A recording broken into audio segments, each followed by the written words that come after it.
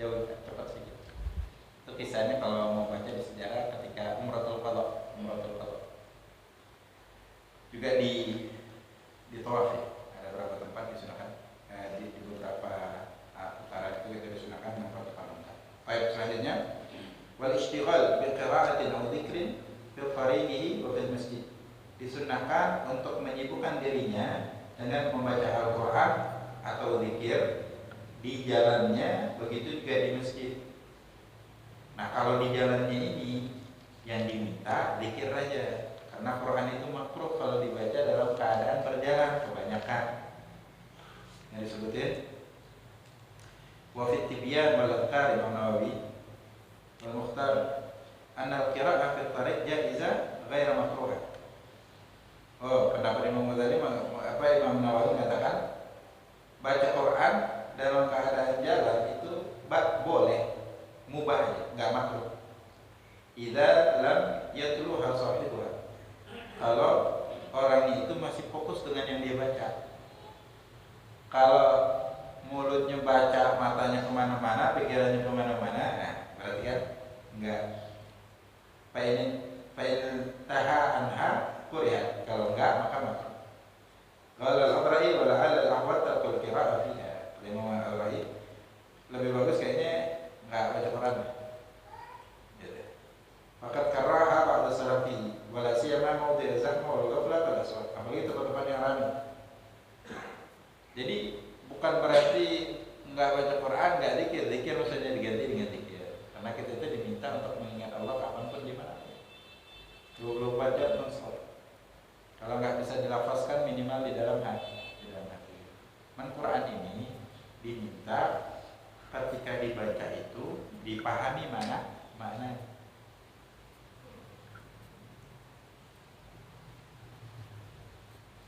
Dipahami maknanya. Nah, dalam keadaan bergerak kita beraktivitas, kemungkinan kita nggak bisa fokus setidaknya dengan ayat yang kita baca dari hurufnya, dari harakatnya, dari makhrajnya. Tidaknya kalau kita nggak bisa memahami maknanya atau tafsir. Dan beda ya. Kualitas itu menentukan besar kecilnya pahala. Orang yang baca sedikit ayatnya, cuman dia paham secara detail makna, bahkan tafsirnya lebih banyak. Beda pahalanya. Bisa baca satu ayat bisa 1 juz dia dapat pahalanya. Hal yastawil ladzina ya'lamun wal ladzina la ya'lamun. Sama orang yang alim sama enggak alim. Baik. Nah, di dalam masjid disunahkan baca Quran atau zikir. Dalam hadis diriwayatkan Imam Bukhari dan Muslim, innal malaikata tusalli ala ahadikum madama fi majlisihi. Para malaikat itu bersolawat, solawatnya malaikat kepada seorang di antara kalian. Solawatnya itu istighfar, memohonkan ampun. Madama fi majlisihi, selagi dia masih ada di tempat duduknya, yaitu di masjid ya. Allahumma ighfir lahu, apa ucapan malaikat itu? Ya Allah ampunilah dirinya, Allah marhamku, ya Allah kasihinlah dirinya. Malam ya hadis, selagi dia nggak ngobrol. Kalau ngobrol tidak. Jadi orang di sholat di masjid dia zikir, doain oleh malaikat. Malaikat itu makhluk yang nggak pernah maksiat, karena dia nggak ada nafsu, cuman ada akal aja. Nggak ada nafsu, mau makan mau minum nggak ada lapar, nggak ada haus. Ada malaikat yang Allah ciptakan, dari Allah ciptakan sampai hari kiamat disuruh sujud aja dia nggak diri, tapi mati langsung masuk surga, nggak dihisap. Yang dihisapkan yang berbuat dosa sama berbuat baik. Kalau mereka ini langsung aja yadkhul jannah bighairi hisab, tanpa diproses masuk surga. Nah, doa orang yang maksum itu makbul. Wa inna ahadakum fi shalat ma damat as-salat majlisuhu. Dan kalian itu terkategori sedang melaksanakan sholat ketika sholatlah yang membuat dia berada di situ, nggak keluar dari masjid. Kalau kita taklim ya, nunggu sholat juga, Ya mudah-mudahan selain ta'lim itu dapat pahala. Ibadah yang paling besar itu nuntut ilmu, belajar agama. Nah itu sering jelasin.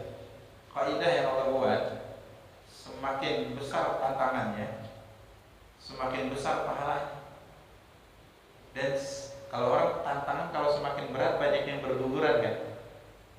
Majelis taklim ini paling sepi tempat. Kalau majelis maulid dan yang lain mungkin agak ramai. Kalau kajian ilmu agama sepi. Karena memang kalau rintangnya.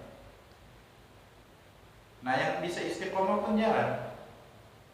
Karena hadir sekali, hadir setahun 2 tahun lama-lama bosan gak pernah hadir. Ada. Dan konsep hadis, utlubul ilma minal mahdi ilal lahad, sampai liang kubur. Nah, kebosanan sering mentera orang untuk mencegah hadir. Sama, sesungguhnya malaikat itu memohonkan ampun kepada orang yang menuntut ilmu. Nah, dalam satu kitab dikatakan permohonan ampun, istighfarnya malaikat ini tidak terputus malaikat dan penghuni laut, penghuni air, ikan-ikan di laut. Katanya tidak terputus sampai mereka meninggal. Ketika mereka meninggal, istighfarnya terus jalan sampai hari kiamat. Jauh. Baik. Selanjutnya, Faina ahadakum idza kana ya'malu ila shalah fa huwa shalah. Banyaklah hadis yang menjelaskan itu. Baik. Wal insat fil khutbah, disunnahkan mendengar khutbah. Disunnahkan mendengar khutbah. Mendengar. Insat itu as-sukut ma'al istima', diam dan mendengarkan. Kalau sukut cuma diam aja karena enggak dengar. Yang disunahkan itu diam dan mendengarkan. Baik. Dalilnya wa idza quri'al Qur'an fastami'u lahu wa ansitu la'allakum dibawain terus ya di dalam khutbah ayat. Apabila dibacakan Quran, apa tafsir Quran di situ adalah khutbah. Ini Quran itu bukan ayat Quran. Ada yang tafsir Quran, kebanyakan ulama tafsir di sini pun dijelaskan khutbah. Kenapa khutbah disebut Al-Quran? Karena salah satu rukunnya adalah membaca Al-Quran kan. Di salah satu daripada 2 khutbah. Kan dari kita jelasin ya rukun khutbah kemarin. Pastami, karena ayat itu turunnya dalam asbabun nuzulnya dalam khutbah. Fastami'u, mendengarkanlah, lahu wa ansitu, mendengarkan, wa ansitu. Nah, ada baik. Bitarkil kalam berzikir. Jadi caranya dengan meninggalkan bicara dan zikir. Jadi zikir pun gak dianjurkan. Nah, sama waktu ta'lim juga enggak dianjurkan zikir. Karena kalau yang dikaji itu adalah kajian yang wajib, maka kita ini kan melaksanakan yang wajib ya sunnah kan lewat terus. Kecuali zikirnya tidak memalingkan daripada konsentrasi. Cuman bisa memalingkan atau mengurangi, maka pahala dia mengkaji ilmu agama itu berkali-kali lipat daripada dia zikir. Karena kalau dia nggak zikir dia suntuk malahan ngantuk apa semua nggak apa. Jadi orang lebih tahu lah dengan apa keadaan diri, nggak masalah.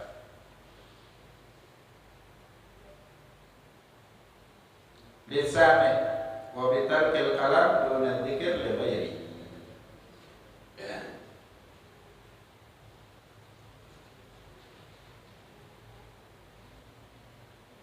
Ini untuk orang yang dengar. Kebayang gak kita zaman dulu nih, zaman 50 tahun yang lalu, apakah semua masjid memiliki speaker pengeras suara? Apalagi 100 tahun yang lalu. Kebayang gak soal itu mati? Gak semua ada pengeras suara, sound system. Dan khotib kan beda-beda. Ada yang lantang suaranya, ada yang kayak bisik-bisik. Tuh khotib nggak boleh bisik-bisik gitu. Kalau zaman dulu ya, minimal rukunnya itu terdengar oleh 40 orang. Jadi kalau khotibnya suaranya kecil, memang ada orang itu volumenya mau mentok di situ, nggak bisa lagi dia diangkat. Nah ini yang makmum yang hadirin yang 40 mustautin ini harus mendekat dia. Kalau nggak ganti, karena syarat khutbah tidak terpenuhi. Ya kan harus istima' arba'in man yan'aqid bihimul jum'ah, 40 orang yang memenuhi syarat untuk salat Jumat kemarin ya. Jadi perhatikan ketika tengah-tengah khutbah mikrofonnya mati. Ketika rukun, maka si khotib harus angkat suaranya, harus 40. Yalah, itu bahasa lain lagi kita bahas. Sekarang ini disunnahkan mendengar khutbah, artinya tidak berzikir dan tidak berbicara bagi yang dengar. Kalau memang tidak ada sound systemnya dan dia berdirinya jauh di sana, nggak dengerin khutbah, nggak kedengeran. Apakah makruh untuk dirinya zikir? Enggak, disunahkan zikir malah. Terus mau ngapain? Kalau bukan deh. Baik. Wa man kana naqul insana yaqtas bil bal sa'irul hadirin fi sawa. Amal kalam makruh. Adapun berbicara maka hukumnya makruh. Ya khabar Muslim berdasarkan hadis diriwayatkan Imam Muslim, idza qulta li sahibika ansit yaumal jumu'ah wal imam yakhutub faqad labaut. Apabila engkau mengatakan kepada temanmu, ansit, diamlah di hari Jumat, wal imam yakhutub, pada saat imam berkhutbah, maka engkau telah labaut. Labaut itu artinya tarak tal adab, engkau telah meninggalkan adab. Wa inna ma lam yahrum, kenapa tidak diharamkan? Hadisnya menunjukkan sepertinya haram. Dan itu pendapat 3 mazhab selain Imam Syafi'i, dan pendapat Imam Syafi'i yang pertama. Dulu Imam Syafi'i memfatwakan haram. Kemudian Imam Syafi'i melihat lagi hadis, ya Nabi sallallahu alaihi wasallam lam yunkir ala man kallamahu wa huwa yakhutub. Karena Nabi tidak mengingkari, tidak mencegah, tidak memberikan penjelasan bahwasanya itu salah kepada orang yang berbicara kepada Nabi lagi khutbah. Dan kejadiannya enggak hanya sekali. Di dalam Sahihain, Sayyidina Anas bin Malik radhiyallahu anhu mengatakan, fa baina makana Nabi sallallahu alaihi wasallam yakhutub yaumal jumu'ah, qama Arabi. Ketika Nabi berkhutbah di hari Jumat, berdiri seorang Arab. Kalau Arabi dalam lafaz hadis berarti orang Arab Badui pinggiran. Faqala ya Rasulullah. Nabi lagi khutbah, ya Rasulullah. Dia ngobrol sama dia. Ditanya, halakal mal wa ja'al 'iyal fad'u Allah lana. Ya Rasulullah, harta udah hancur. Keluarga kami kelaparan, doakan kami. Dia orang Arab tuh ya, ngomong singkat cuman padat. Maksudnya terjadi paceklik menyebabkan banyak yang musnah, baik dari tanaman juga hewan ternak. Kami jadi kelaparan, doakan kami. Farafa'a yadayhi wada'a, angkat tangannya langsung didoain. Wa khabar Baihaqi bi sanadin sahih an Anas. Ini berulang nih. Habis 1 bulan datang lagi dia. Ya Rasulullah, hancur rumah kami gara-gara hujan enggak berhenti 1 minggu full. Doakan supaya hujannya berhenti. Nah, ini udah 2 kali. Kejadian yang lain, dia datang di waktu khutbah pula jaga lagi. Terus bisa nadin sahih an Anas anna rajulan wa huwa Sulaik al-Ghatafan. Siapa namanya? Sulaik al-Ghatafani. Namanya yang nanya tadi. Wa Nabi sallallahu alaihi wasallam yakhutub yaumul jumu'ah qala, oh enggak, ini yang lain lagi nih. Yang lain lagi namanya Sulaik al-Ghatafani. Ketika Nabi berkhutbah di hari Jumat, qala mata sa'ah. Dia nanya, ya Rasulullah, kapan hari kiamat? Fa'auman an-nas ilaihi bisukut. Sahabat yang lain ditarik-tarik deh, suruh diam. Falam yuqbal, cuman dia nggak dipeduliin. Wa'adal kalam, tanya lagi, ya Rasulullah, mata sa'ah, kapan hari kiamat? Dua kali dia nanya, dijawab sama Nabi. Faqala lahu Nabi sallallahu alaihi wasallam fi tsalitsah, sampai 3 kali dia nanya. Jadi Nabi ngajarin perlakuan kepada setiap orang itu nggak sama. Itu nggak bisa sama ratakan setiap orang. Dari pensikapan, ada orang yang memang nggak usah diajak ngomong sama sekali, fasik, harusnya dihajar, tapi dia sadar diri baru kita ajak ngobrol lagi, baru kita tahu supaya sadar dia itu salah. Gimana kita kalau nggak dikasih aja, kalau dikasih sama dia bayar lagi kan? Segampang itu. Kata Nabi, lihat jawaban Nabi. Nabi itu pendidik umat. Ma'adat talahat.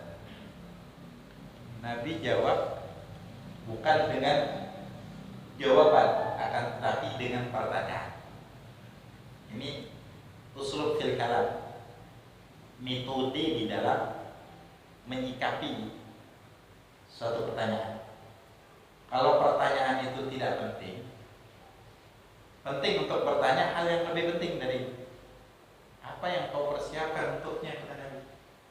Gak penting itu hari kiamat hari ini juga, kalau ente gak berbuat ibadah untuk apa? Yang penting ibadahnya.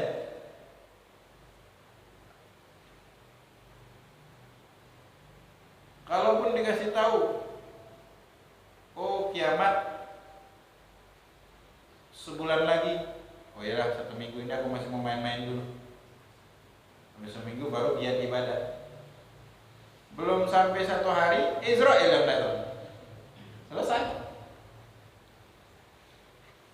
Waman mata gamat kiamat, yang mati udah berdiri kiamat untuk dirinya, selesai.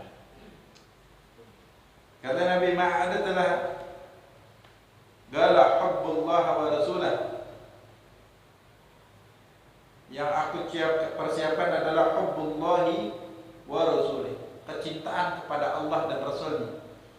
Nabi jawab, gala innaka ma'aman ahbabta, kau akan dihimpun dan dikumpulkan dengan orang yang kau cintai. Nah cukup gitu. Ini kejadian terjadi berulang kali. Dan Nabi setelah khutbah, kalau itu salah Nabi jelaskan. Gak ada penjelasan, gak ada hadis yang sampai dari para sahabat. Nabi habis itu kasih tahu orang itu dipanggil atau ngomong secara umum. Kalau Nabi kan kalau ngasih tahu salah itu, Nabi ngomongnya secara umum. Kalau kita sedang berkhutbah, maka kalian gak boleh berbicara, hukumnya haram. Di dalam hadis tadi faqat lagaut, cuman gitu aja. Ada kalau tambahan bila faman lagha fala jum'ata, orang yang lagha maka tidak ada Jumat untuknya. Tidak ada Jumat, itu Jumat apa? Jumat yang sempurna atau enggak sah sama sekali. Kan tafsir pasti memungkinkan. Oke. Jadi kalau baca hadis, keterangannya cari dari keterangan para ulama. Jangan pula kita memposisikan sebagai ulama yang mau mentafsirkan sendiri. Jangan. KW ini jadinya kita. Karena ulama dia ada standarnya, ada berbagai macam disiplin ilmu untuk mentafsirkan hadis, itu kan enggak. Jadi baca pula tafsirannya ya, jangan ditafsirkan sendiri. Jangan ditafsirkan sendiri. Kalau memang itu tidak dibenarkan, Nabi harus menjelaskan, dan menjelaskan itu harus spontan. Karena ta'khirul bayan an waqtil hajah haram, enggak boleh. Tidak dibenarkan, harus segera. Kalau kejadian itu, habis kejadian itu harus Nabi ngomong. Kan sifatnya Nabi tabligh, wajib kan dari sifat Nabi dan Rasul itu menyampaikan. Kalau itu salah, Nabi nggak boleh diem.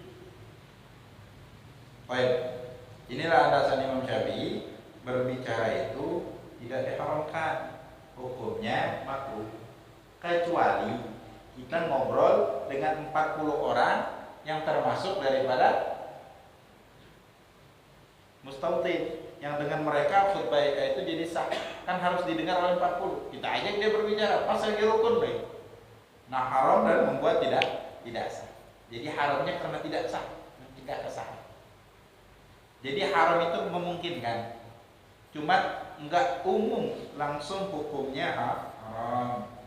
Makanya Bilal juga di masjid harus di briefing nih, jangan sampai ngomong sia-sialah Jumatnya berarti dia tidak sholat Jumat, sama dengan dia tidak sholat Jumat. Nah, dari mana tafsir ini?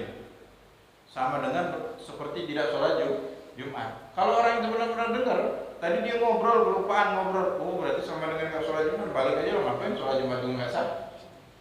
Ya kan begitu? Atau ada yang nelpon bosnya ini, kalau nggak diangkat mah diberhentiin dia, oh udah angkat aja, udah terlanjur ngobrol balik aja, nyap sia-sia sholat Jumat. Kalau dibatas sia-sia sholat Jumatnya nggak apa-apa. Tafsiran yang selanjutnya itu berarti dia seperti tidak sholat Jumat. Ada dia.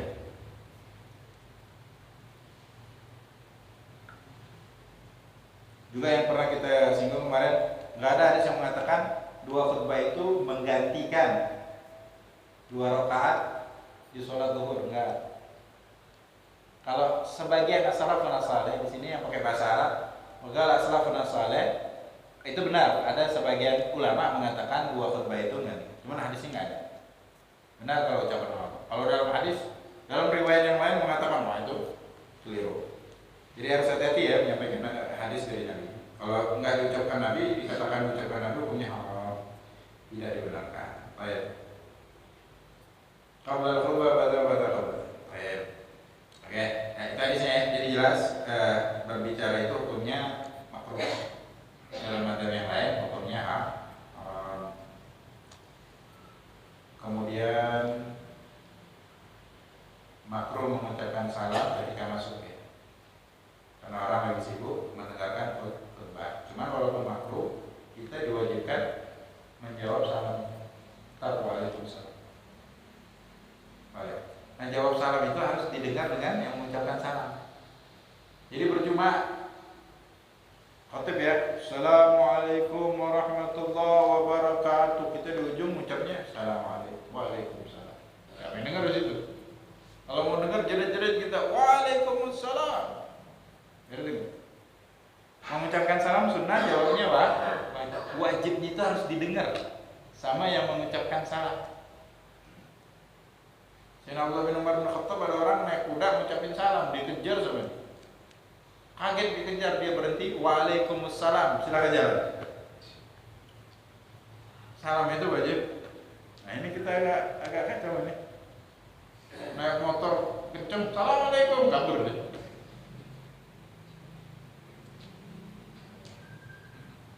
Kalau mengucapnya nggak beres nggak apa-apa, nggak wajib salam. Assalamualaikum, itu kan nggak salam tuh. Nah kalau salamnya lewat SMS, lewat WA, jawabnya juga harus lewat mulut, nggak WA. Waalaikumsalam. Kalau jawabnya pakai WA, kita terkategori tidak menjawab salam. Tidak menjawab salam. Karena jawab itu harus spontan. Ketika harus nggak boleh dipending. Itu kan kalau ngirim bisa dipending. Kalau zaman dulu nggak ada WA, ada surat, itu dijelasin. Kalau ada surat, ada assalamualaikum, wajib nggak salam, wajib jawab langsung waalaikumsalam. Kalau wajibnya pakai surat, kapan sampainya? Kalau boleh sampai, kalau nggak sampai, dan yang lain sebagainya.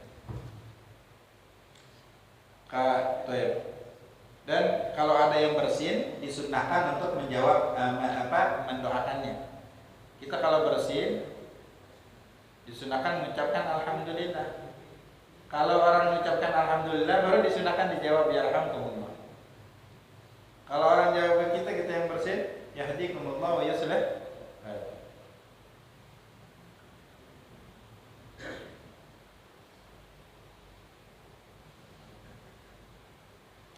Ini pengecualian daripada makruhnya berbicara dan berzikir. Pengecualian tadi mengucapkan salam sama orang yang bersin atau kita sendiri bersin. Atau ada orang yang keliru ngambil wudhunya, kita lihat, nggak apa-apa gitu keluar, misalnya ini harus begitu. Itu ada najis, kasih tahu itu najis. Hal-hal yang daruri, atau orang, Pak saya baru mualaf nih, gimana ya sholat Pak, oh begini, langsung ngajarin nggak apa, ngobrol itu jadinya. Maka hukumnya Pak. Nah, jadi ada hal-hal kan. Jadi kalau fikih itu yang dirincikan harus dirincikan ya, nggak bisa diitlak kan ya. Allah Subhanahu wa taala. Menurutnya silakan.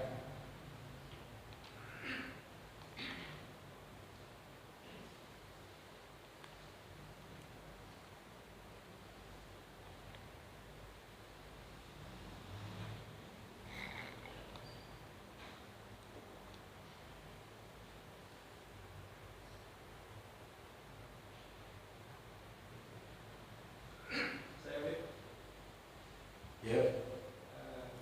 Membaca Al-Quran di waktu khutbah itu turun, ya. Ya. Yang mana ada seorang khotib, saya pernah dengar, dia membaca Quran, tapi yang dibaca itu hanya terjemahan saja. Apakah itu sah atau gimana? Quran itu nggak sah kalau nggak berbahasa Arab ya. Apa namanya itu? Quran Arabiyyun Mubin. Jadi nggak ada bahasa Arab. Jadi kalau nulis undangan pakai bahasa Latin, Bismillahirrahmanirrahim, nggak apa-apa, nggak haram.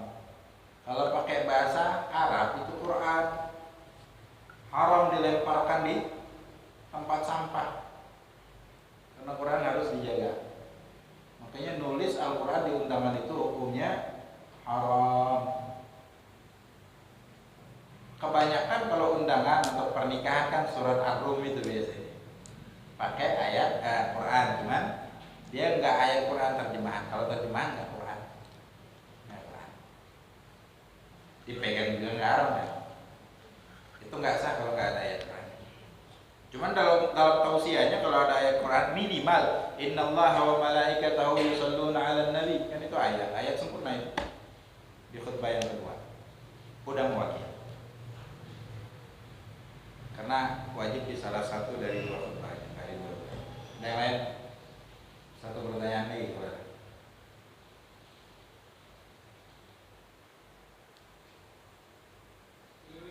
Ya.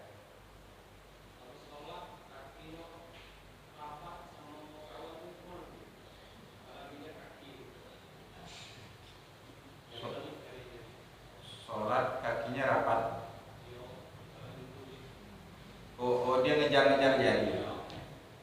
Disunahkan ketika sholat itu merapatkan saf, meluruskan dan merapatkan saf. Sayyidina Anas bin Malik ketika Nabi memerintahkan kami merapatkan saf, maka aku lihat langsung sahabat itu merapatkan pundak dengan pundak.